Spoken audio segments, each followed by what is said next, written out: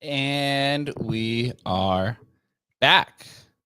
Bro, these spaces are weird today, man. These are like super weird. I've been on 3 spaces already today, and it's like rugged on like both of them, like where they just shut off, and then people can't get on it. It's a big Twitter's having problems today. It's pizza day, man. What's good? Yeah, man. I mean, at the new start time, I look around and there's like 9 or 10 shows. There's 6 that have under 20 people. Then you have a handful that are kind of like the larger ones. But I have no problem talking to air. I do that all day anyways. So, it doesn't matter to me. I mean, a lot of people like to actually listen afterwards as well, which is fine. But if not, then, you get to catch up with the boys and you get to share all the information. I feel like DeFi AI is still like so small. So small. It's tiny, which is crazy because I don't know if my algorithm is just starting to curate more AI stuff, but anytime I see new updates from like OpenAI or Anthropic or stuff, man, I'm like, dude, we're so cooked, dude. We're so far behind. I was watching the Google I/O review, that the presentation that happened a few days ago, and holy fuck, dude, there is like I don't know if society's ready for what's about to happen. It's crazy. Definitely not ready, bro. Definitely not even close, bro. Not even. They had like you can now do text to video, but it also generates audio with it as well. They have the foreign language translator, which was pretty cool. Crazy. They also had the sign language translator, which was pretty cool. They had something where you can text to create an application within like a few minutes, which was kind of wild. Like dude, it's going to be so simple. It makes me wonder, like, what's left for humanity? Is it just like creativity? Is that like, because knowledge work's going to basically go to zero. Yeah. So I guess creativity, right? I guess it's like the human emotion of things, like you're trying to capture that and turn it into a product. Bro, I I just suppose like, is what happens. we have a family member who's like, you know, he just graduated. My brother went to his graduation yesterday. I was like, what's he doing? And they're like, he's like, oh, he's going to law school. And I was like, really? Wow, bro. Cause it's like, I mean, I just feel like there are going to be 10 lawyers in the US. Like there's just, I mean, you are going to have to be so hyper efficient. Man, it's game on for literally everybody. And like, so you just see certain spaces, like whatever, when we're doing a contract or whatever, like to not use AI, like why would I pay a dude, you know, $2,500 to review this for me? Like I can just review it for myself and get a better job in 5 minutes, you know? I mean, yeah, you might still need the dude to stamp the thing, but like for everything else, like interesting times, man. Yeah, man. You know, I've actually been trying to write a book for like 10 years. And now at this point in time, like the reason why I never put it out No is because excuse, bro. No it was excuse. it was a pain in the ass to find like an editor for like Totally. when I was like in my early 20s. And you find out there's this like gigantic monopoly on publishing. And then to get a booking agent is even tougher. Now I feel like that whole industry is like out the window. I feel like once you could Amazon. do, A lot of people do Amazon. Spotify does it now, but it's like there's like a booking agent, then you have to find like a publishing house. But also the editing is like a pain in the ass. Well, I knew a dude who was a ghostwriter, and he would make good money. He made like 200K a year. Fucking gone. Totally gone to the street, man. Totally gone. Yeah, I feel like one's voice to text is like sound and perfect. Like that's how most people are gonna write their books. You're just gonna talk to an AI, and you're gonna have it annotate it, and then basically form it to a book. I mean, that's what Trump did with How to Make a Deal. He just had a writer come in and he just talked to him and that's like traditionally what happens with a lot of like the celebrity type people is you just have somebody come in and either observe you for 6 months or you just basically tell them your story over a few months and they basically kind of compile it and put it together. So yeah, it should be interesting, man. That was it. I recommend everyone to go look at that Google I/O presentation because it's kind of wild. It's a lot like, just to give people some like history and context. I knew a guy who used to make ridiculous, like $1 million a year as a photographer in New York City. And he did photography for brands, basically, right? So he'd do a photo shoot for fucking McDonald's hamburgers, and it would be $100,000. Like it would be ridiculously expensive. That's all gone to basically zero. Like there are no guys like who do that. Like there are a couple, like handful, but it's super rare, right? But we all have, and but now everybody's the fucking photographer, right? And same thing with production. Like everything was done in the studio, and now most of what we consume and watch is just individuals making it. So it's gone to zero. But then massive industries have sprung up around it. And I don't think we've figured out, like you can't figure it out. Nobody could have guessed YouTube in 1998 in the same way that we can't guess what's post AI. Like we have no idea. We'll be with it for a decade. Yeah, it kind of went to like where it was much more humanized from like those professional photographs. Then it came like the iPhone, and then all these ads kind of changed direction to be like more humanized. And I like to do that with my posts and everything like that. Like I don't proofread anything. I just send it. If there's errors or spelling errors or grammatical issues, I don't care, because that just shows that I'm human rather than just going through AI for everything. But then the AIs can they can do those, you know, they can have those personalized images and things now too. So it's a really double-edged sword where I don't know what's left for humans in the next 5 years, 10 years. Totally. You know? I mean, talk about honestly, I think this is like the time, like, I mean, we've been in it for forever now, but the personal branding now is actually more important than ever. Yeah. Because I still think people will want to connect with humans, and like the personal brand. I mean, it's like, I'm like, oh God. But still, it is like, it's the thing. I just think it's the thing. It's irreplaceable. Yes, you can have AI create a bunch of versions of you to create more content, but the ability to craft that branding now, like there's still a window, I think.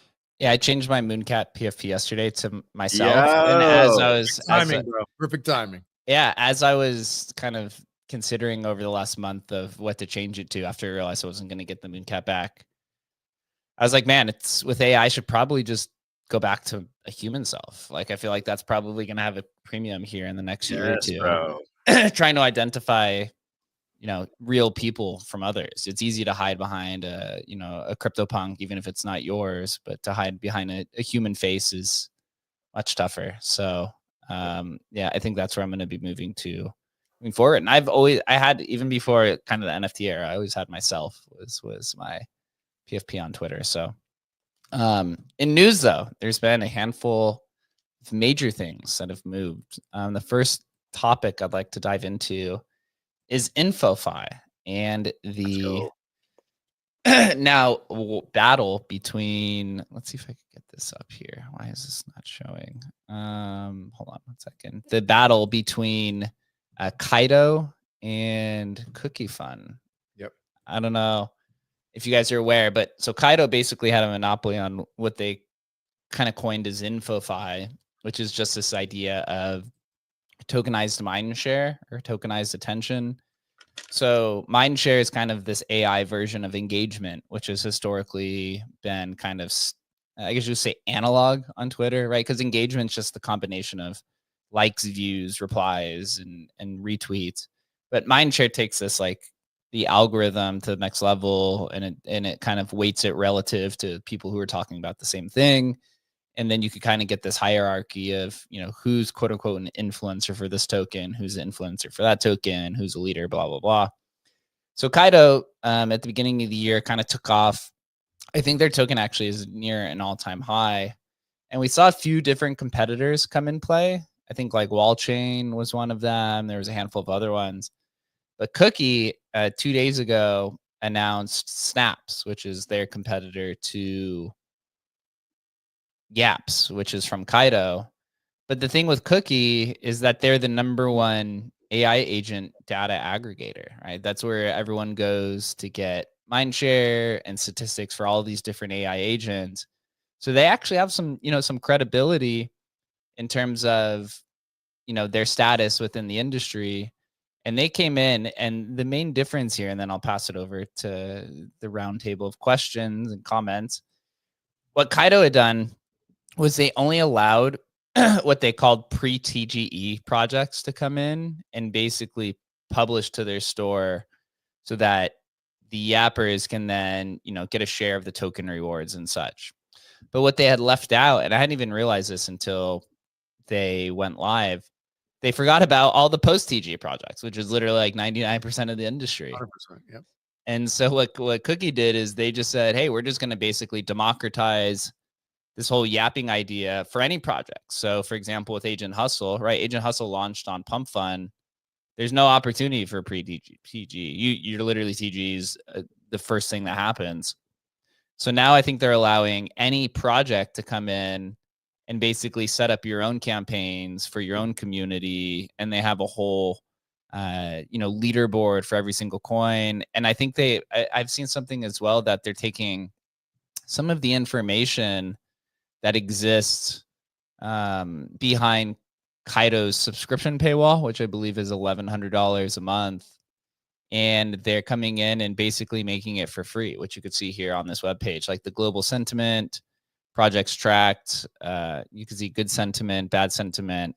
And for all of these other tokens, I believe this was like their paid service. And so now it's free to anyone.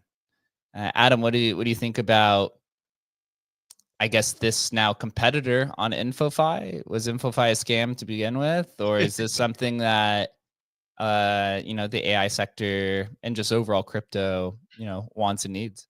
I actually think it's we've been discussing it for years, but this is actually what these guys have actually tapped into, is the first real use case in Web3 where you're able to take, people who basically want to sponsor stuff. So just think of it as like, McDonald's, right? McDonald's wants to put out ads, right?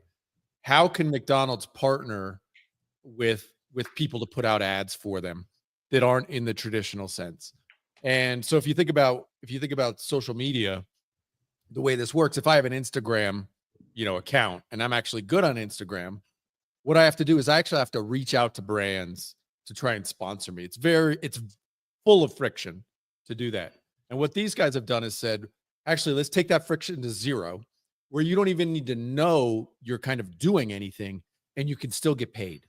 And I think that, like, in a way is a much better experience than the traditional Web2 experience of social media. And I know it's early days, right? And it's only crypto projects. But you think about this, how this could actually impact if they took it over to an Instagram or a TikTok.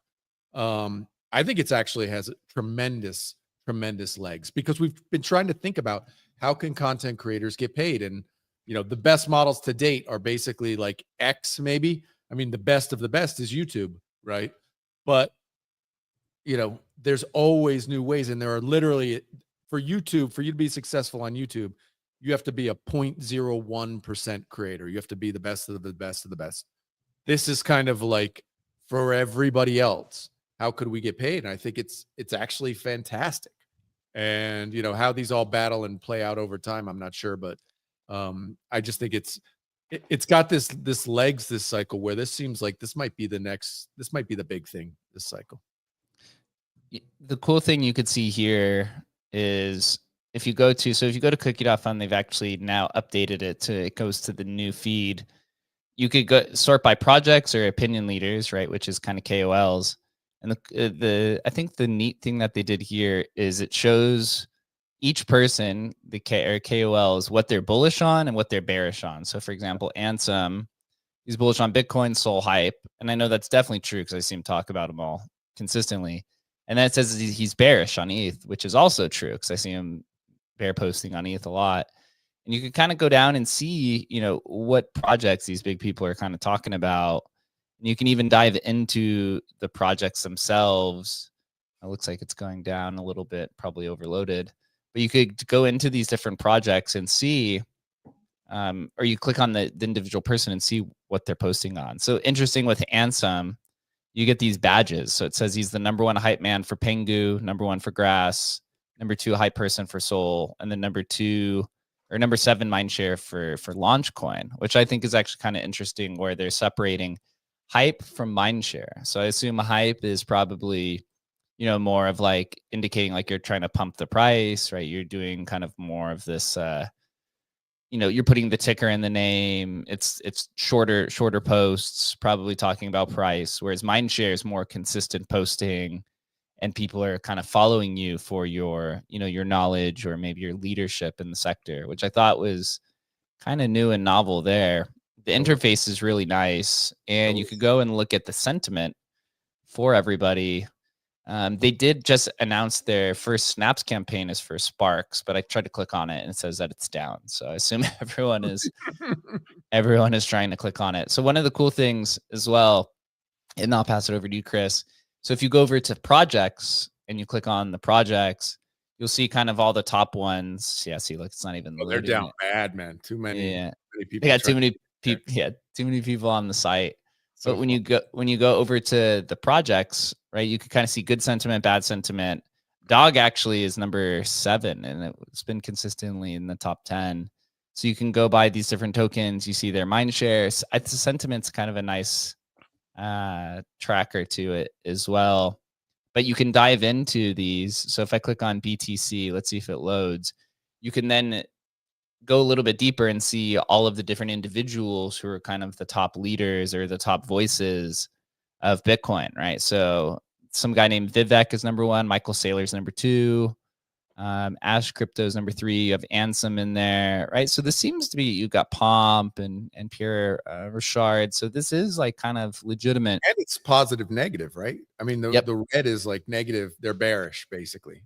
Is that what I'm reading there? No, I think that's like their mind share is beginning to it's shrinking. Let's see. So if you go to the smart feed up here, you can see good sentiment, bad sentiment. So you can see all the people who are talking good about it, but then you can actually click and see bad sentiment. And you can see all the people who are, I guess you'd say, bear posting or posting FUD about the project itself, which is kind of cool. And on the left side dashboard, this is where I think it's actually the interesting. So it says decentralized info rewards, decentralized InfoFi rewards incentives based on the Bitcoin community engagement. So that says it's coming soon. I assume then this is where maybe if you're the project leader, obviously this doesn't work for Bitcoin, but if like, for example, with Agent Hustle, we could come in and maybe claim ownership over the token, and then we can launch, a Tensorium campaign based off of posts, which I think is infinitely easier to manage than trying to do, the like traditional thread campaigns or meme contests or kind of whatever. Chris, what's your take on it? So clearly, like, the datafication of everything is super fire. Insane idea, really hard to pull off. Props to Jake for kind of being extremely early to Kaido. I remember talking to Jake about the Kaido airdrop. I was like, there's a chance this is the only one that you don't want to sell. But that's extremely small. And Jake was like, it might be the one. And he actually didn't sell it when I told him to sell it. So actually ended up paying off pretty well. So I think that's extremely cool. I do wish that they would have called it snacks instead of snaps. I think snacks is like a stupid term. I think snacks is way cooler. Cookie snacks. Oh, that would be snacking on the timeline. I think it's super fire. So they should hit me up for the branding. Second, third, I just think that, like, I see a lot of these people. I know that they botted their accounts. I've been following a lot of these people for years. They just botted the fuck out of their accounts. It kind of seems like they got away with it, and not only got away with it, but actually get rewarded for it. So, like, 90% of crypto Twitter botted their account, somewhere between 16 and 18, maybe more than that. So it's kind of shitty to see that. A lot of it was just fake engagement, but over the years, it just kind of got pushed under the rug. So, can't hate the player. Gotta hate the game, kind of thing. And then just in terms of like the overall app and the structure of, rather than, a pull method, it's kind of a push method where you don't have to pull these influencers in. You can push your content out, and then their organic content can kind of filter into the Ethernet. I think that's like a way better system. And so Kaido can be like insanely valuable, if they continue to pull this off. I mean, you talk about extrapolating this much further out rather than just crypto brands. Obviously, crypto brands are the most engaged online, probably in the world right now. But you turn that out into traditional branding. I mean, the ecosystem can be extremely big and extremely valuable. So, I mean, just think about this. Just think to Chris's point. That's exactly what I was talking about. It's like, imagine if Kaido, as the kind of the top of the funnel, can negotiate a deal with Wendy's, right? And it's $1 million reward through Wendy's, paid in USDC, right? Are you telling me every crypto bro on here wouldn't be tweeting about Wendy's? Of course, right? And you've seen them all much bigger. It's you've seen them all tweet about crypto because crypto is so big that it catches their eye, the intern's eye. Wendy's, McDonald's, Del Taco, all these, Burger King, all of them, they've all tweeted about crypto, not because they like it or because they're interested in it, because that's who's engaging with them, because the crypto kind of flywheel online is so big and so viral that it catches all of their eye. So as they kind of start to integrate these more traditional brands along, like, as the space matures, the internet matures, we get more people onboarded. I mean, Kaido can be a serious power player in like the global economy, which is fucking insane. It's funny. It's only really occurred to me kind of in the last 24 hours or so, but like, this is actually one of the first real, we talked about, like, I don't know, story protocol and stuff. It's like, well, how can you kind of funnel funding or funnel the money down to the actual like creator of the content? And this is kind of the way. We'll see how these brands do it. If Kaido or Wallchain or any of these ones or Cookie are able to actually negotiate these deals beyond crypto. But this feels like, for the first time, this is actually something crypto's better at. And we talked about, well, what's crypto better at and what can it do better? This is a way it can totally do better. Like, it can do better. And one last thing is that the person who has the most engaged posts is going to reap the most benefits out of anyone. And it doesn't matter if it comes from a big account or a small account. Sometimes you have that couple thousand follower account that just hits the banger on the tweet and goes mega viral. And now they get super rewarded for it. So it kind of incentivizes everyone to participate because everyone can be the actual winner. Yep.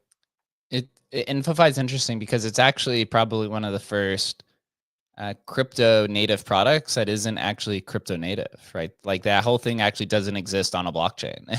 You're getting the information from Twitter, and then you're putting it through, you know, some whatever your algorithm is on the back end, and then you're issuing a token against it. That's and you're working with crypto projects. It's not home to any layer 2. It doesn't exist on a mainnet. So it's actually, right, it kind of removes itself from the tribalism that exists, which is what we've talked about, right? That's what AI does. It removes the emotion out of it.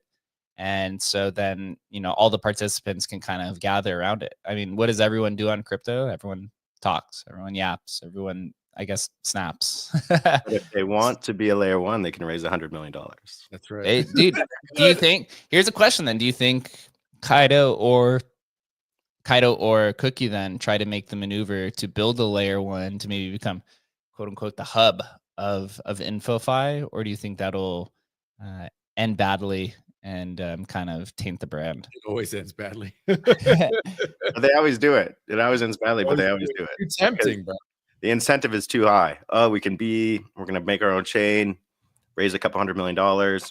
How badly does that end? I don't know. They have a couple $100 million. It doesn't end too badly for them. Right? I mean, would you prefer, you know, the Kaido, you know, L1 or Mega E? Like, at least Kaido has a use case, right? Like, I understand what that is, right? So I think it's a good idea. They should pivot immediately, bro. I think Kaido right now, like they should do it today, bro. Get the fucking for Kaido to get some mind share back. I think they have to drop their season 2 airdrop. I think that's the only way to really bring everyone back right now. They're kind of on their heels. I've seen so many bad or bashing posts of Kaido saying that these guys had right, they had paywalled all the information, Cookies coming in and democratizing it. Cookies, the NFTFi of the people, blah blah blah. Like Kaido's been building their season 2 airdrop for the last 3 months or so. So I think if they do another one, it probably comes back. Did you see? I think it was Clemente like had a post on like they actually like his group or whatever, you know, him and Nick and them guys paid for the Kaido like info to. They paid whatever that was, like the $1,500 a month or whatever. He was like, it's total garbage, bro. It was total garbage. It was like, it's a scam. It's a fucking scam. This is totally worthless. So interesting, bro. But yeah, we'll see. Makes you think of what the subscription price for Hustle will be at the time, right? It's funny because all these AI projects you see, like Banker, they charge $20 a month, I think. And but then you have things like NFTFi where they're charging literally like $2,000 a month for something, where it's like Banker is probably gives you infinitely more information than looking at a bunch of graphs. Are they charging that much because there's not much there, right? So therefore you got to keep it on the down low, you know, charge $1 million and then nobody uses it. Perfect.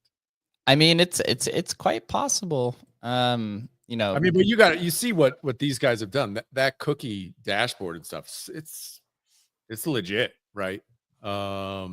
And it does make you question, well, what does Kaido really have behind the scenes? Maybe the Emperor has no clothes. Maybe they do. But they do have good airdrops, right? So that they do, dude. I think it's still sucking off that airdrop, bro. I think I got like 600 yaps from that hack that I had. The one thing I've noticed, anyone that gets hacked, dude, you immediately jump to number 1 on the Kaido board. I think it got to number 2. I think today the best performing best performing post of all time is a hack post. Yeah, the best performing post ever is by Ben when what's his, $1 billion, when they lost 1.5 billion when the exchange got hacked. I think he had like 2,000 yaps. I'm like, well, he just got paid like 20 grand. How many followers did he gain? How many you made a post on it? How many followers he gained? It was like, yeah, it was something crazy. It was like 50,000 followers or something like that. It's like it's bullish to get hacked. Not with $1 billion, but I mean, it's worth something, right? You know? Think of it as a marketing expense. $1.5 billion marketing campaign. Honestly, though, kind of is. But you know, in good news, though, and speaking of Banker yesterday, this actually came out of nowhere. I was very surprised, but dude, good for them. I think their token is up pretty big. They actually acquired a company called AI is Dev. AI is Dev on their bio says they generate, customize, and deploy tokens, make instantly tradable tokens in seconds. So I think they're like a launch pad of some sort. So Banker, dude, this might be a big business model for them. So they came out, here's a few stats. So they came out I think it was like last week that there was like a dashboard that had noted there was 82,000 tokens that had been launched through Banker. Only one of them over $1 million though. So keep that in mind if you're participating. But that was all on base. So they're saying this acquisition's expanding their token launches to every chain. So how does it work? Tokens launched on this bonding curve, right in the social feed with a 1% trading fee. Fees are split 50-50 between the creator and the banker treasury. Creator earns fees throughout during the bonding curve, and after liquidity migrates to Radium. So they partnered with Radium, which is cool. So Radium's getting back some of that lost action from Pump Fund, who built their own pump swap. So they'll be rolling AI dev into the banker stack. So they're rewarding creators. You could launch the token straight on Twitter as they would do, and they're moving this to Solana. So capturing some token issuance while splitting the fees 50-50 on the bonding curve with the creator, and then an undetermined amount of percentage from the liquidity pool. Chris, what you think of Banker? You know, an acquisition? I don't even know. This team had 1,000 followers on Twitter, so they must have just been talking with them and they found it. Who knows? Maybe they gave them Banker tokens. Maybe they, just said they're going to give them a certain amount of revenue. What's your take on an actual acquisition in the DeFi AI space? Maybe the first one. Yeah, you never know with these kind of infrastructure companies, like what they built on the back end. It's like hard to judge them just based on their followers because they could have actually been building real infrastructure, right? I don't think Banker has a ton of money, so it was an early acquisition. They must have found something that kind of fit really well with them that they got for cheap. And maybe AI is .dev just couldn't afford to run their own infrastructure, and so they had to kind of pile it off for some sort of revenue split or something like that. But big fan of Banker, even bigger fan of Radium these days. Another huge play to kind of slight Pump Fund and kind of bury themselves further in the Solana ecosystem and kind of push Pump Fund out to the outskirts. And just following Radium for the last like 5 years, I mean, it was like a trash protocol. Like it was like a joke for the longest time, but they saw the opportunity and how big it was, and they just kept on grinding and kind of pivoting and changing their business model and developing a real product. And I mean, hats off to them. They're really crushing it. I think, it's like Radium and Jupiter, the two biggest infrastructure providers on Solana. So love to see a team win that's been grinding for years and years. Yeah, they really are crushing it. You go to aiis.dev. There's really not much to the site, so there must be some technology on the back end that they just wanted to funnel them in. Maybe it was even an acqui-hire where they just brought the dev on to the team. Yep. Yeah, right. Because you need in the AI space, we've learned this too as we've been building. The skills are not. I guess you would say they're not synonymous, right? Between a crypto dev and AI dev, there needs to be some sort of compatibility, and finding an AI dev who knows crypto, even more difficult as we've seen, right? Like, for example, Shah, right? He was an AI dev who moved to crypto, and he's still he's a good dev, but you still see that he continually misses some of the cultural aspects of it, right? And that's why he continually gets bashed and has like this gigantic army that just hates him because they say he crashes out all the time or kind of whatever the case is, right? So to find a dev who knows both, really tough. So it could have been that situation. Yep. Yeah, I like what they're doing. I mean, expanding to Solana makes sense, but again, it's like, who really cares when all the tokens that kind of get launched in this manner immediately dump to zero, and honestly don't even bond and stuff. I mean, it's just. I mean, I see it on the timeline, but who's actually paying attention now? It seems like the attention is totally gone. So we'll see they were able to do their NFT sale. That kind of worked. I do think there's a place for it. Like it does feel like, oh, something's popping off. Oh, it's cool. I can just mint it right on Twitter. But that's still, I don't think most trading is going to take place on the timeline. It just doesn't feel that way. It does feel a little bit of a novelty. It's just another, I think Chris said this last DeFi show, it's just like another door for people to go through to a mint, right? If you allow people to mint on the website or on the feed, it's just creating more distribution channels, which I think is right. But you don't want it to be your only distribution channel, which I think maybe Banker is starting to realize. And then you can kind of get like, if you really want to draw that attention, you can just drop a big number on the timeline, right? If what's that guy's name that has like a lot of clout right now? The real James Wynn. Oh yeah, the That's- $1 billion like, long. Yeah, but he's also like in some meme coins and stuff. He could just like ape, 10 million into X coin on the timeline, shoots super viral. That's all the marketing a project would need. And it just sucks that Jesse like blew his whole load on Zora, because Banker is what Zora wishes that they would be. Dude, realistically, like seriously, you're right as rain, baby. Basically promoted Zora and nobody cared. Nobody cared when he was doing it. And Right. people were telling him that nobody cared. Well, Banker is actually like a legit thing that's got some legit traction, and they just Not a single mention. Not It sucks to see. I mean, maybe there's a redemption arc, but really put his load on Zora for absolutely nothing. Damn. I mean, dude, who's talking about Zora right now? I mean, dude, just Jesse by himself. I don't even not even him. Like, he literally stopped like the day it launched. He was like, "That's it, never going to talk about it again." Yeah, it's fucking crazy. That was crazy. What people are talking about though, on base is virtuals. So I spent the last few days really trying to dive in to some of the different ecosystems in the AI sector. Dude, this virtuals gamification shit is just fucking crazy. It is mind numbing, bro. That's the way it's fucking gonna work. So I pulled this up here because I wanted to give you guys kind of a view of kind of all the crazy stuff that's going on here. And today they actually tokenized the Virgin points, and the points is what you need to do the mint. So basically what virtuals is a agent launchpad. It took off towards the end of last year. It's on base. It fizzled out, and during this like last 3-4 month consolidation period, they introduced something that's called the Genesis Mint. And so basically they created this kind of ICO system for all the new launches on virtuals, which is just turned into a giant profit center for those who are participating. So basically how it works is they take 37.5% of the pre-sale and they give it to the virgins, is what they're called. That's what the virgin points are. And then 12.5% goes to liquidity and 50% goes to customizing with different types of token locks. Excuse me. So basically what happens is the project gets listed on Genesis. This is their agent launchpad. They post information. There has to be a 24-hour pledging phase. The virgins and I think you have to pledge your virgin points.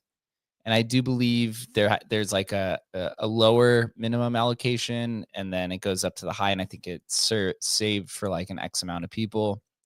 So people who get in the virgin phase get to enter the token at 112,000 FDV. So that's like right after the bonding curve.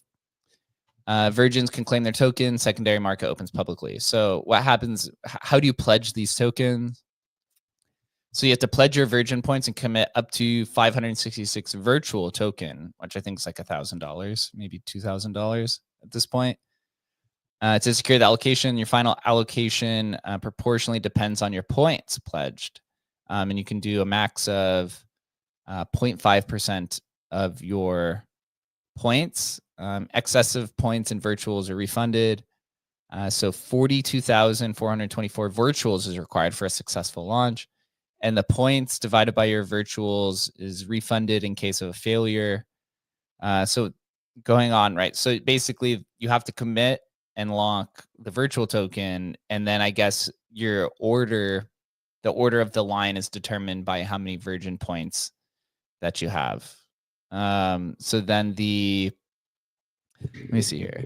So it says, for example, you pledge 100,000 points and you commit 566 virtual. Your total points in the pool is currently 4 million. So then you get an estimated allocation of 0.5%, I guess, of whatever that total is. And then the rest of that is refunded. So it says the pros of this, right? Fair, no whales, easy to detect scams, virgins win. The cons of this is that it's easy to kind of game. Point distribution system is not entirely fair.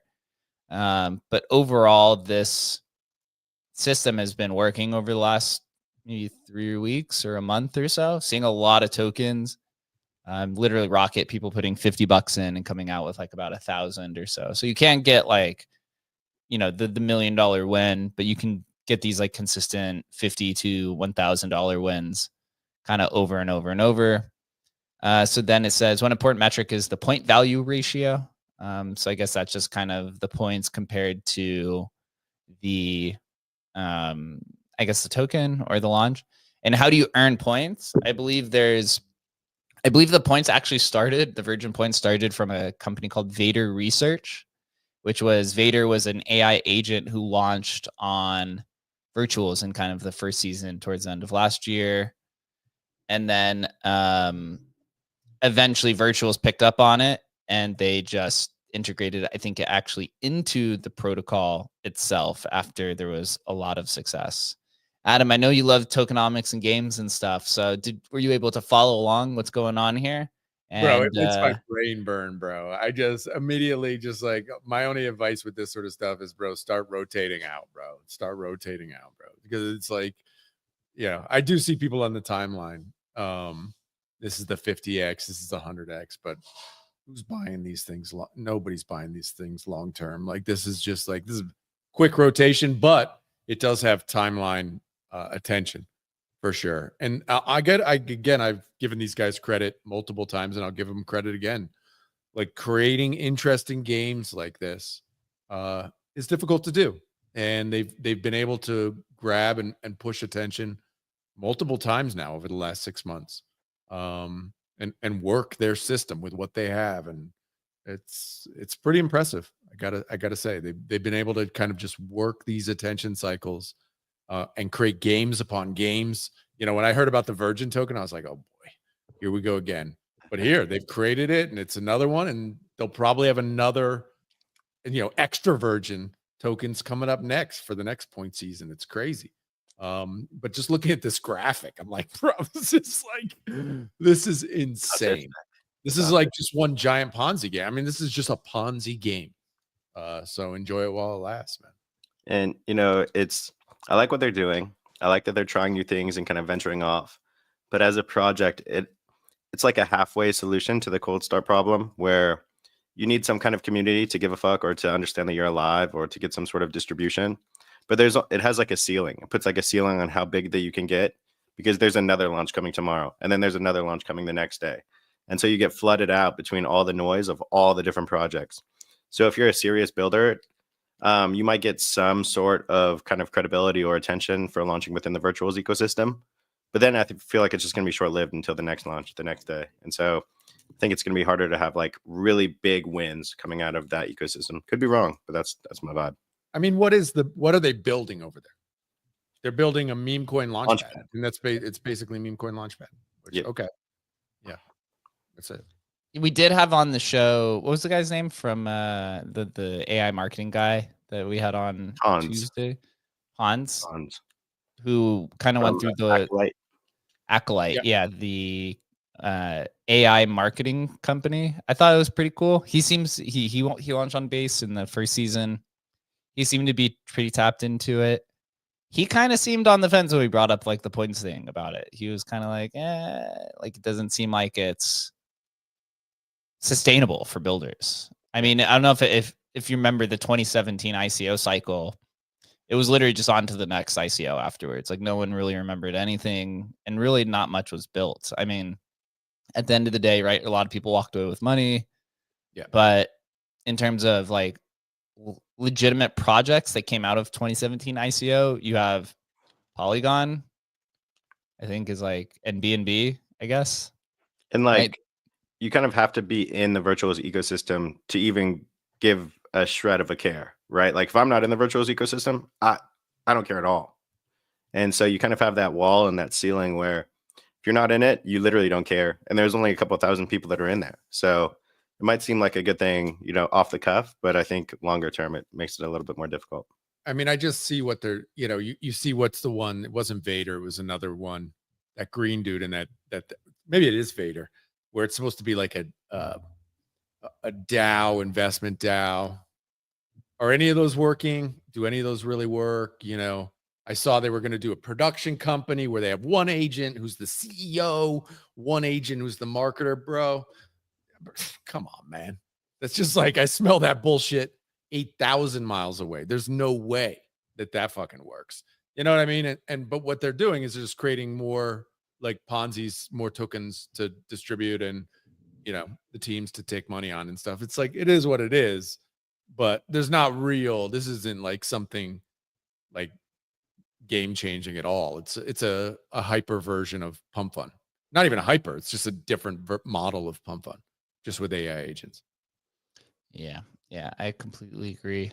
I think there will be some good projects to come out of it, but at this point in time, I think it's if you don't have any virgin points and you aren't participating, like you're kind of just on the outside watching. Totally. So you probably best thing to do is wait until the whole thing kind of implodes or sells off a few months from now, and then that's probably when you go and buy a bunch of the gems, the people who stick around, because it's literally just like the Pump Fund AI meme coin thing that we went through, right? With Tensorium and stuff. There's 10 projects left, 20 projects from that era that's actually stuck around, who launched on Pump Fund, and all those who, like us, we all went through our own issues of none of the teams have liquidity, right? Because they all launch on Pump Fund. There will be some sort of issue that all these teams have, where it's like there's a ceiling, right? Or we have dead holders that no one pays attention to anymore, or something like that. So I thought that was an interesting point. We didn't even talk about it yet, but the guy we had on with the social media marketing, and they were like, well, when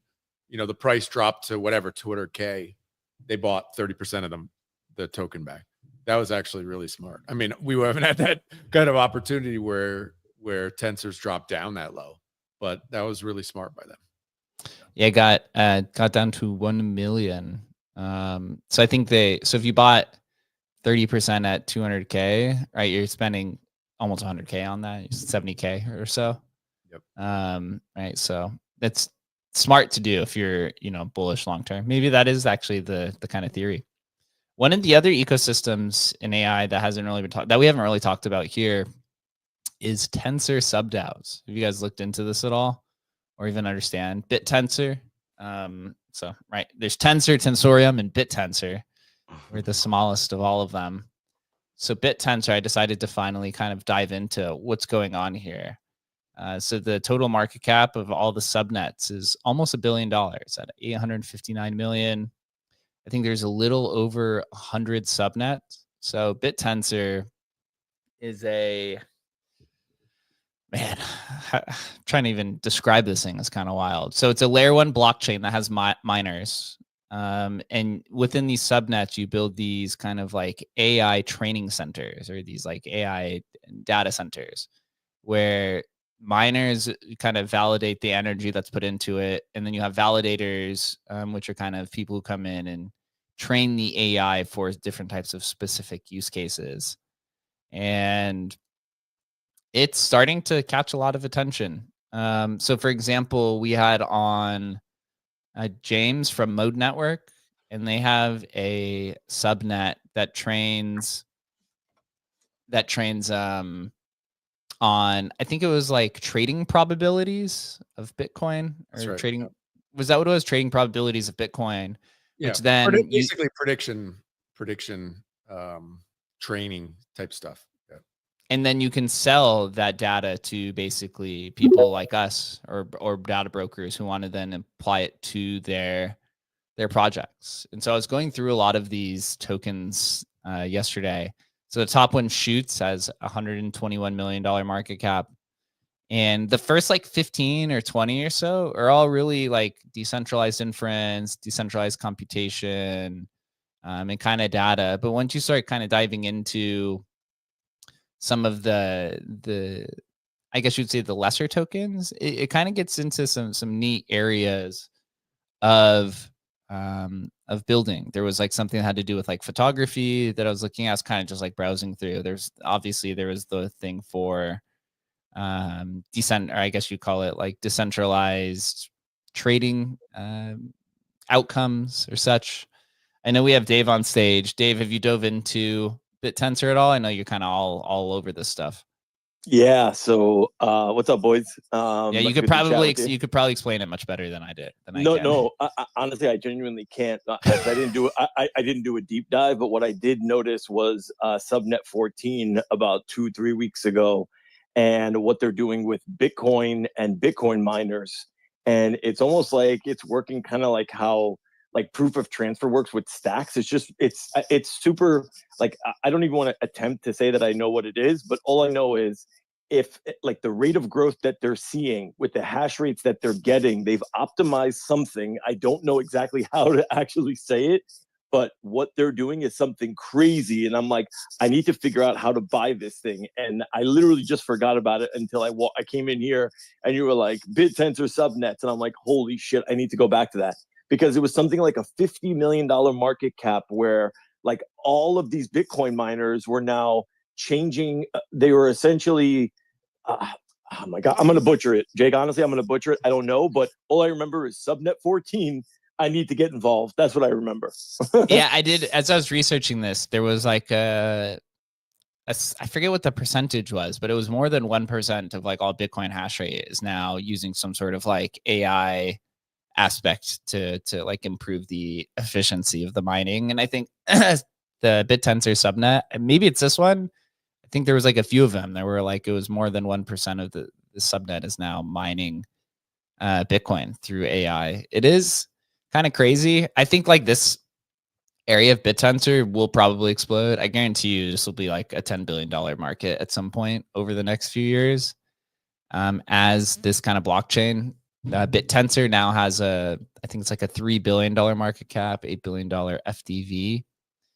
But this is something if you're an AI builder to look into as kind of these teams get creative of building their own kind of, I guess you call it like your AI training center for whatever these different types of projects are to use. I don't know. This is what Billy Betts uses. So Billy Betts was built off of a BitTensor subnet. I forgot which one, but it was built using like data off of a BitTensor subnet. And I don't know if you guys actually saw this, but Brett actually announced on the reset the other day that they got $1 million led by Coinbase Ventures. How crazy is that? Yeah. Good for them. Wow. Let's go, bro. That gives me mad, bro. That makes me so positive and so much outlook where I'm like, if Billy Betts, a gambling agent, is getting what he's getting, I can only imagine what Agent Hustle's going to be out here, what kind of dollars he's going to be commanding. So let's fucking go. Let's go. Yeah. These subnets is something, it's a little bit above my comprehension at times to try to understand what's going on. But at the end of the day, it kind of reminds me of like Dragon Ball Z. If you ever watched it, there was like these like the like infinite training center. I forget what the name is. It's like you just put a bunch of AI in here and they just train fucking for forever. And there's like a result or a probability that comes out of this, and then you use that probability and apply it to whatever your project was. Yeah. So Mode Network, when we had on, it was options trading is what it was. So it was like Bitcoin options trading. They were getting like the predictive outcomes based off of this. We also had on Trent from was it Ocean Protocol, where he had something similar to this as well. Yep. Basically. Predictive market. Chris, does anything like this interest you as somebody potentially an investor or a builder? Yeah, bro. One of the cool things, so Barry Silbert has he kind of broke his silence from DCG and the DCG blow up, and he broke his silence on Frank Chaparro's podcast, Only Shilling BitTensor. So he kind of gave a full breakdown. It's a pretty cool pod, and it's good to kind of hear from Barry once again, one of the fallen industry titans from the past cycle. But Barry's been a Bitcoin advocate from like 2012. So one of the super OGs in the space, and he literally broke his silence to only shill BitTensor. So something to pay attention to. Yeah, I actually watched part of that interview as well. Big week for Barry. Yeah, he got wiped out during the Genesis collapse. I mean, he's still worth like $1 billion, so they wiped out. Terrible, but his company got wiped out, or maybe his. I should say only a Billy, man. That's fucking down bad, bro. That's barely enough money to fucking, put gas in his jet, bro. That's hardly any money. So I'm going to continue to try to follow these, subnets. Like for example, this one called Neural has to do with 3D worlds. in AI. I think this was one actually that I clicked on, where it has to do with like using AI tools to create 3D images, and you can like buy the material that was created on the subnet or something of that nature. So I'm going to try to continue to follow these because I think it's going to be pretty big. I just don't know specifically what. I mean, the infrastructure stuff is interesting. It gets a little boring at time, right? It's all decentralized inference, decentralized compute, miners, blah, blah, blah. We kind of exist more on the application layer of AI. But you do need this this infrastructure to exist so that you can build kind of cool shit. So, and also in terms of, I guess you'd say infrastructure, I'm seeing a lot more posts about hardware in crypto, or hardware in the AI world, and also some in the crypto AI world as well. Sammy put out a post today about kind of robotics. Obviously, Elon Musk has been talking a lot about his humanoid project. There's a handful of other ones. They think humanoids are going to be like the biggest industry in the world because every human's going to have a humanoid times by 50,000. I think the math came out to like $5 quadrillion or something like that. If 20 billion people have a robot that comes out to, or 20 billion robots comes out to $1 quadrillion. They think humanoid industry is going to be the largest market in the world. And actually, Elon Musk has been saying this as well. I've seen some crypto companies now starting to discuss it. Masari, who's like one of the top, I guess you'd say, institutional research companies of crypto, put out decentralized physical AI infrastructure tech stack kind of wording. So the name of this industry, DeFi, like DePIN, but DePIN AI. It's funny with crypto, you could just put an A in any of the numbers, and that's the AI version of it. So this gives everything from, putting robots in or putting AI into kind of humanoid robots to, I guess, like different types of chips to, I guess miners is like a big one. So then it goes down and you kind of try to figure out, how does crypto play into this? I think it has to do with like the incentives of the hardware itself, where it's like, if you're putting AI in a humanoid, maybe you can incentivize the humanoid to do certain things based off of dangling a token in front of them, I suppose. You're going to make them like degens like us.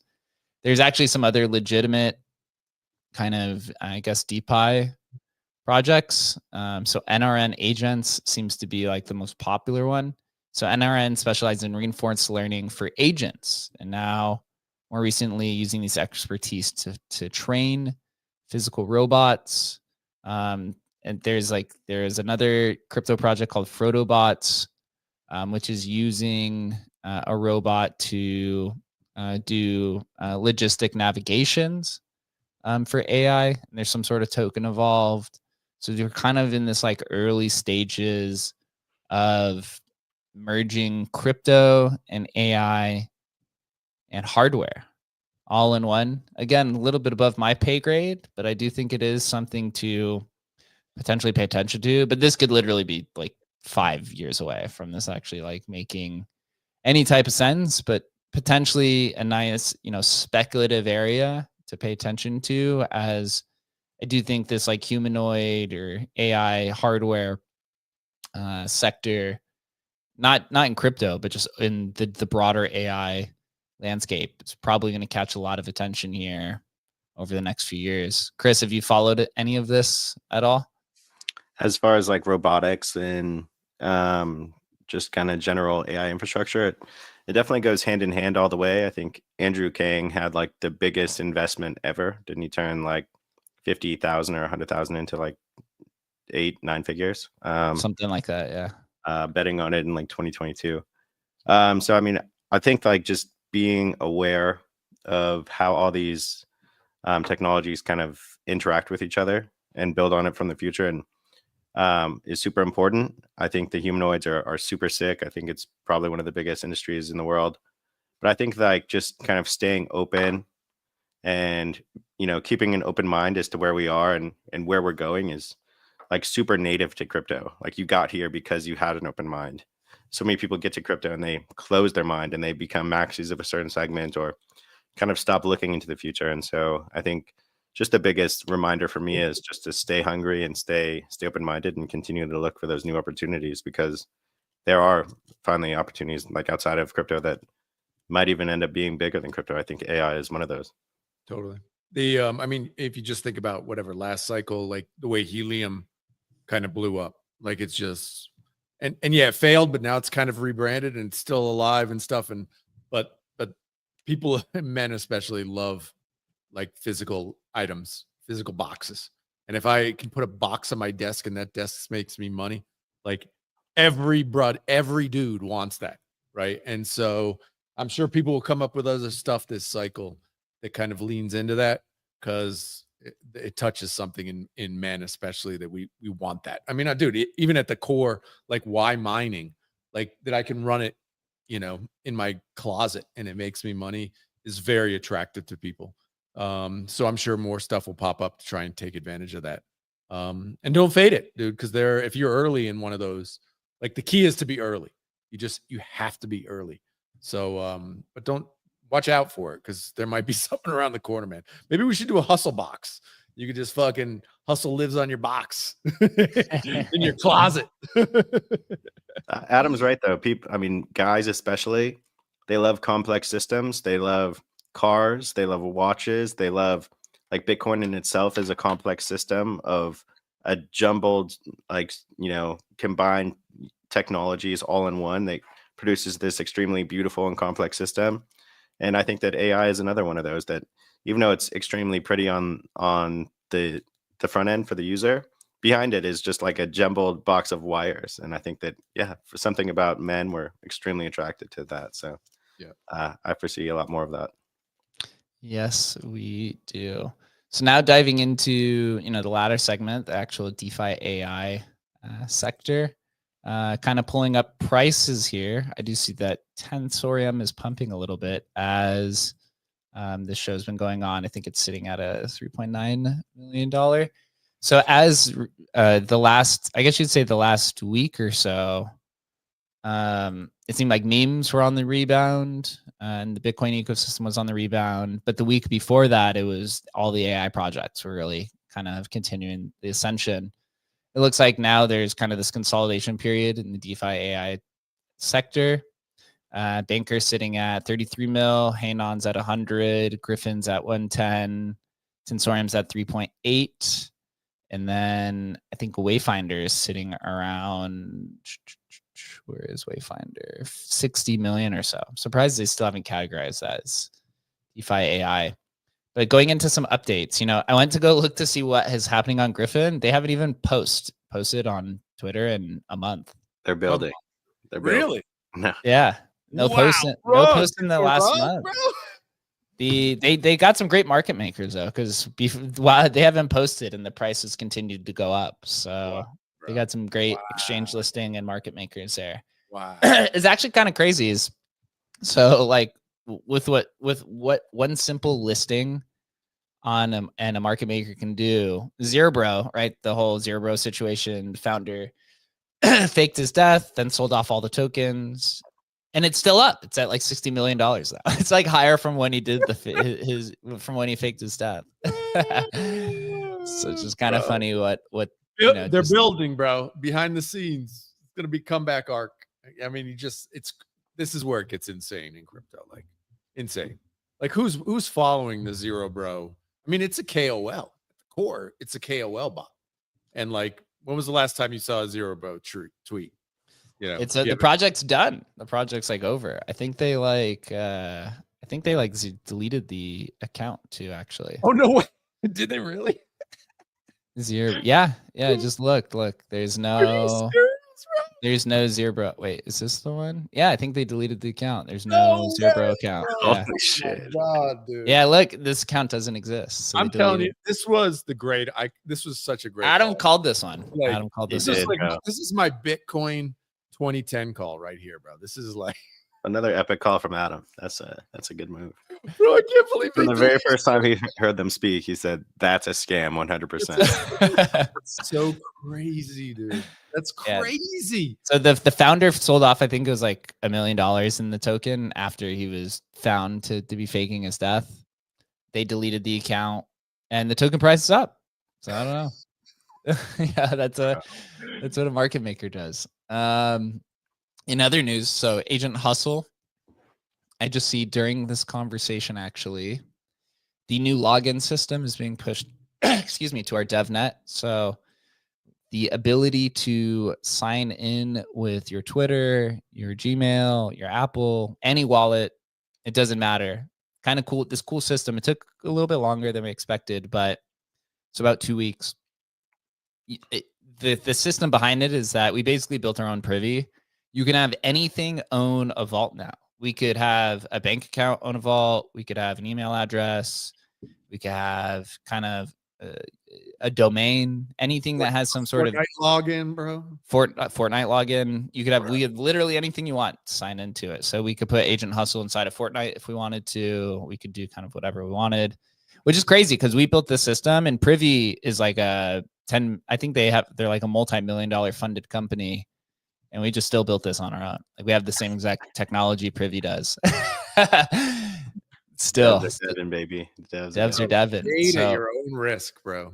Fade hustle at your own risk. Yeah. So I think we're just starting out with like Apple, X, Gmail, and then the MetaMask.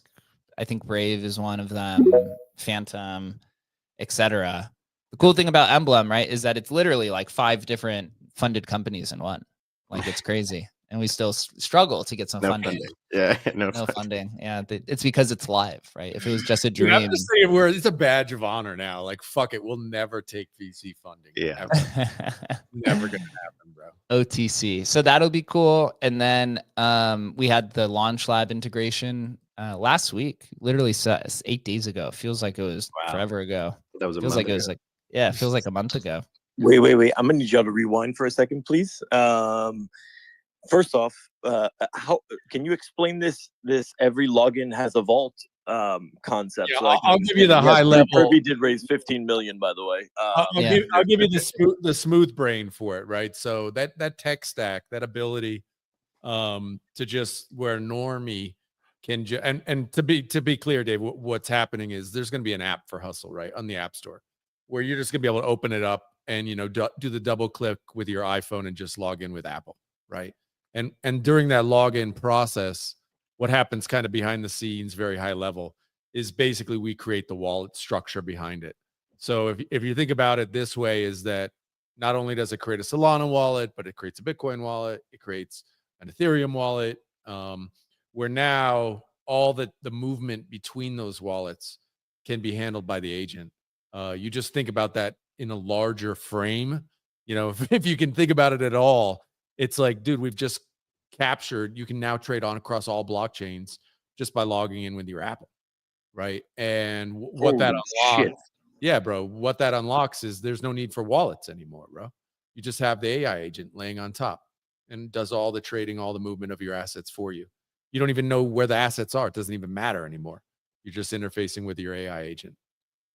It's the vaulting technology. The vault stuff is cool. So vaulting, I think, is starting to get a little bit more popular now. Like you see with like Hyperliquid, you see with a lot of these DeFi protocols. Even I'm seeing a lot of these newer kind of DeFi AI projects are all using vaulting technology. And what a vault is just basically a conglomerate of multiple wallets inside of, think of it as a vault, right? And within this vault, you build all of the kind of DeFi and NFT tooling inside of it. And then we can actually, with our SDK, we'll allow other people to build with it. So it's all kind of in one nice, simple place. You don't actually have to go and ping all of this other things. And so with what we've created is that you can have any type of digital account own a vault. And when you own that vault has Agent Hustle inside of it, plus all of the DeFi tooling that you see on agenthustle.ai, and then all of the other tooling that we'll build for like Bitcoin and Ethereum. I know Chris had a point too.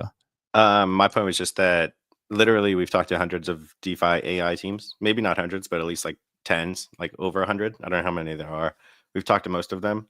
Almost every single one is using Privy. So a huge dependency for every other company that we just didn't really want to have because we already have most of the infrastructure built out.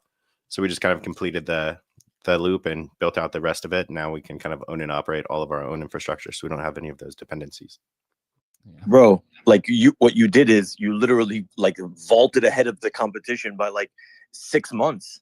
Like right now, when you think about agents and what they're limited by, a lot of them are built on one chain, and they're not even thinking about like, oh, like how, like what's going to be required for like people to transact cross chain. What if like, Right. you know, I want my agent to go out there and well, I don't know, do one of a bazillion different things, right? But that thing that I want them to do is fucking on Solana, it's on Base, it's on Bitcoin. Like, you guys now having that built in to whatever login I have is fucking crazy. You've literally just abstracted every single thing away for the user.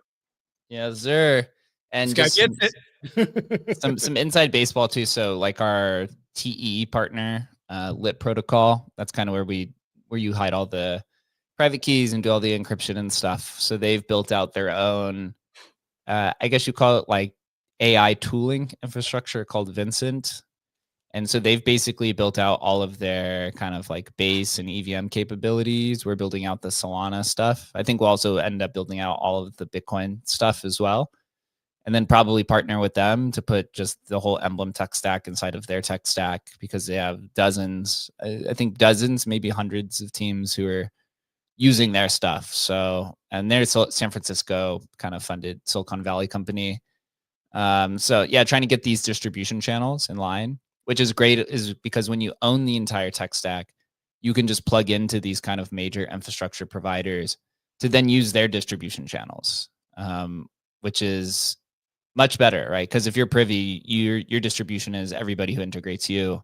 But if we could go one layer deeper to where you're literally at the base level, and have people using your tooling, that's like a big W. So that's kind of like what we're building towards. Are you guys, are you actively like genuinely like looking to are you raising money or no? Are you looking for? We're open to it. You know, we've struggled in the past trying to raise. This was before Agent Hustle, because this idea of like a vault was still in kind of its early stages of being used. I think recently, as Hyperliquid and a bunch of these other companies are starting to use vaulting technology, it's starting to become a little bit more obvious that Emblem Vault was the first vaulting company. And we're still kind of building out our own infrastructure. We're open to it. The issue that I've run into with VCs is that because we've launched a token already, but we have keys held back, so that may actually help. But before we started migrating to keys, because the CoVault token was launched already, the VCs were not interested because they can't get that token warrant that they're all kind of looking for. And also because we're a company that has, profits, and it has kind of this ongoing user base, it takes away a little bit from the speculative manner of dreaming of what the token could become. And therefore, those VCs are not able to sell it to their friends at a higher valuation, because it's a little bit more bottom line in terms of what exists, if that makes sense. Right. Yeah. Like we can't fucking rape and pillage this thing like we normally do the rest. Yeah. Oh, geez, they actually have a working product. That's so bearish. Yeah. Yeah. Yeah, exactly. Like, God forbid they actually have something that's useful that people like actually would want to use and can help a bunch of people actually learn how to use this shit. No, I think I might have something for you. Have you ever heard of Thrive Protocol? Yeah. So yeah, we're actually using them. Actually, we just signed up for a grant with them for Swell Chain, actually. Beautiful. Okay, cool. Yeah, because they got tons of money to be like to throw around like all over the place. But yeah, I mean, there's let's talk in the back channels again as normal, guys. So I think there's a few intros that I could hopefully make for you guys, that people that were either big in the virtuals ecosystem that are always just looking like to invest in these side things, and just people that I've met on spaces, people that you don't normally see around, like the quiet money, right? They're always the ones that are like, hey, if you see something, like bring it, like put it to our attention. So yeah, please, that'd be great.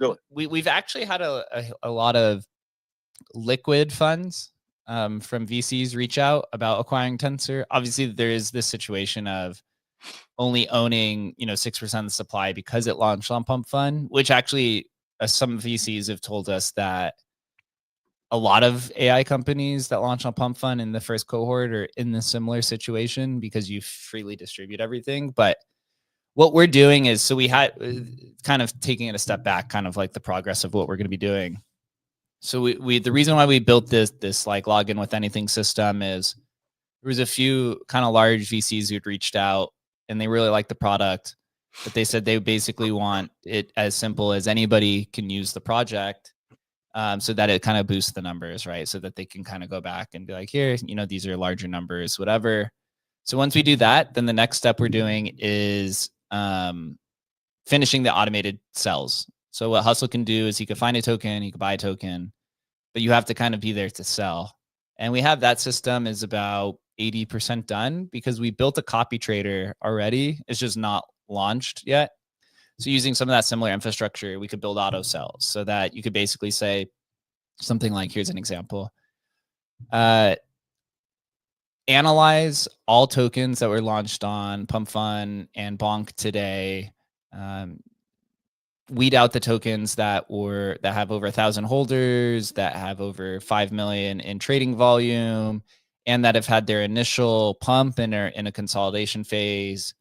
Buy 3 of these tokens with 0.1 SOL, and then sell all of them at a 30% price increase. Or if the price drops 15%, sell it at that point in time. And then you're done, right? Then it takes the emotion out of it, and then it'll buy or sell either at a profit or at a loss based off of kind of what the AI is doing. And so we think once we get that in place, then after that, we're going to be adding probably the kind of business model, which is like a combination of like subscriptions and tokenomics and such. And I think once that happens and the price starts to appreciate more, then you're probably going to see this like flood of people come in. And so for us, we'd like to do something with like a token buyback program, which seems to be quite popular right now. Now that, the regulatory front in the US is a little bit more friendly to individuals. We have some other ideas as well, kind of the similar stuff with like staking and all these other things, but we got these kind of 3 main things up. We get the login, so anyone could come in and use it. You could be a Bitcoin user. You could log in with Xverse wallet if you want. You could log in with MetaMask. You could be from any chain that you want. Log in with anything that you want. So you could bring them in, get the automated trading in, get the new business model in for devs and for retail. And then the fun starts after that. Then it's like about adding, data streams and adding, mobile, the mobile feature, Telegram and App Store, expanding to Bitcoin. Like you get all kind of the fun stuff. I think we're probably going to end on EVM last because that's the easiest to do. A lot of it's all plug and play stuff. And I think this is why a lot of AI projects start on EVM because a lot of the tooling is already built. So it's kind of just like Legos and putting it together. Whereas like starting on Solana, you literally have to build the Legos itself and then piece them together. So it's going to be exciting few months. Maybe then, the VCs will be like, holy fuck, this is crazy. But you never know. Yeah. I mean, I literally just got off running a space with, and I had the lead, Deepin and AI lead for Base as one of the speakers, this guy, Luca. And he was just like, listen, we want every project, everything, everyone and anyone, like, please just reach out. We want to chat with you. We want to talk with you. I get the whole like token thing, but I feel like they can't, like when you see really good tech, you can't avoid it, right? Like, so, and even if it's just like one feature, right? So whether if it's just the vault feature, because I feel like that vault feature now allows you to go out to a million other communities and be able to essentially. Oop, did he get rugged? Sorry about that. Got a phone call. Yeah. No, I got a phone call. Sorry. Yeah, you good. But yeah, essentially like that, the vault feature itself just now allows you to go like cross chain up to like every other community and say, you know what, guys, like, look, like this is what we offer. Like, this is how easy the onboarding can be for your community. And that's a powerful like value prop for anybody, whether you're the head of Base or Near or whoever. So I think you guys got something massive, dude. Like that's fucking incredible, man. I appreciate that, man. Yeah. Connect us with anybody. Literally we'll talk to anybody. Adam and I are on calls literally all day talking to different types of people. So send them our way, and we'll chat there. Dave, you are the absolute man. I got a few final kind of notes here, kind of updates going through kind of the core 5 DeFi AI projects. So we talked about Banker. Griffin hasn't posted in a month, so who knows what's going on over there. Bullish, dude. Bullish, right? It's what do they say? It's like there's no counterparty risk. Just token goes up. No counterparty risk. Just token goes up. Hanon, I believe, has deployed HUD, or I think they're waiting for it to be approved in the App Store. Basically, what HUD is a web extension wallet that uses AI to suggest take profit, stop loss, and like Fibonacci retracements and some of these other things, which is pretty cool. It's an overlay. I think they're starting it on Pump Fund. I think was like the initial announcement there. It was going to be on Pump Fund, Launch Lab, and like one other thing on Solana. So good for them. They're picking a direction. We're actually starting to see this now in the AI sector, where each team is now kind of moving towards, their strengths, because the space is so wide open.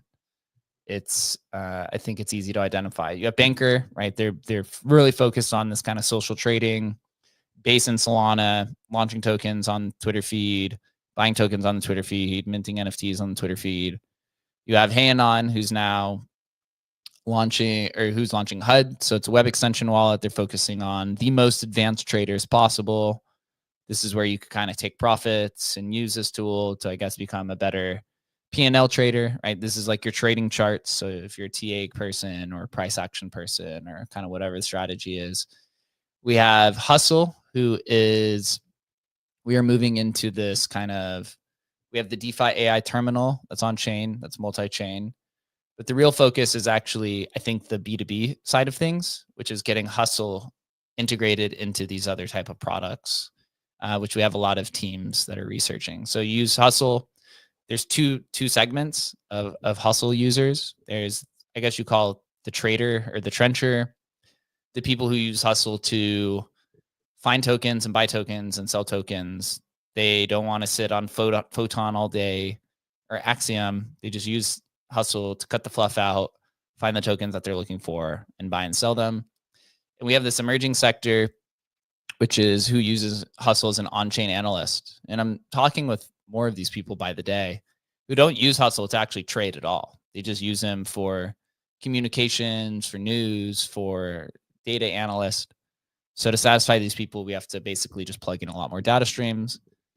And then the third business is the builders who are integrating Hustle into their different types of products, telegrams, trading terminals, kind of, etc. So that's where we are. I just call Hustle he's your on-chain analyst, or he's your on-chain trader. And then kind of the last one is Wayfinder. And I went to go look at them. Their Twitter account hadn't posted much, to be honest. And then I go to their founder, and he said that they're looking to add AVAX support. It looks like they're still in beta, so you still can't publicly test this thing out at all. So there's still not much going on there. They had their TGE. There hasn't really been much going on since the TGE. It's now sitting around a $60 million market cap. And, I guess we'll see. The whole thing with Wayfinder is that it's basically, right, it's like Agent Hustle. It's like Hanon. It's going to be so easy. It's the ChatGPT of crypto, supposedly. But you use basically the prompt token to collateralize what's called these pathways. So basically, any user can build a bridge inside of this kind of ecosystem where you build a Solana to base bridge. And if you build that, then you basically, as the builder, get a percentage of those trading fees. And you can stake prompts on these different pathways to generate some revenue. I see Adam kind of smirking because this is also it's a 2-horse race. All these others, until I see it, until it's public, show it's me. three horse race. No, it's 2. It's us and Hanon. I mean, I just don't. There's nobody else. Nobody else exists because I don't see your shit. Like I think Hanon got attacked on the timeline a couple days ago when it was like, Hey, Anon's so difficult to use. Look at our product, so great, so easy, one button easy. Yeah, bro, they don't even have a product yet, bro. Like, really? Like, yeah, of course. I want it to be magically easy, but yeah, build it, bro. Let's see. Building is really fucking hard. And right now it's a 2-horse race. It's us and Hey Anon. Everybody else is a myth and a fucking dream. And we'll see, man. We'll see. That we will. Appreciate everyone. This will be wrapping up here to 1.5 today. A lot of DeFi AI news. There's still other stuff that we didn't even cover, but we'll continue doing these shows and having a jolly good old time. I don't think we did a stream this week. No streams next week. We're going to be in Bitcoin, or we're going to be in Vegas for Bitcoin Vegas. Hey, you're going to be in Vegas, dude? Fuck yeah, bro. All right, cool. Yeah, Sure, bud. We'll see it. We'll see it here. Chris and I live out in Vegas, so this is, I'm just driving down the street, honestly, to the strip. But Adam is speaking at Inscribing Vegas. Yeah, Vegas. Yeah, I got a press pass. We'll all be down at the conference. The whole Emblem team's there. So Dave, hit us up, or anyone who's down in Vegas. We could go hang out. I know for sure we'll be at the mansion party is one of them. Might be at the dog party. Who knows? It's crazy. The conference is Tuesday to Thursday. And then so you have the whole weekend for everyone to, I guess, go clubbing or whatever the case is. So should be a good time. Appreciate everyone. Make sure you use Agent Hustle and follow him on stage, agenthustle.ai, still continuing to grow. We have this, that new feature we said, sign in with anything to use Agent Hustle. Going to be simple. Once we get the automated trading up, that is going to be the gold, because then you can touch grass while trading. It's going to be a jolly good old time. Until then, everyone stay safe. If you're in Vegas, hit us up. Until then, we'll see you guys soon. Later, guys. Later.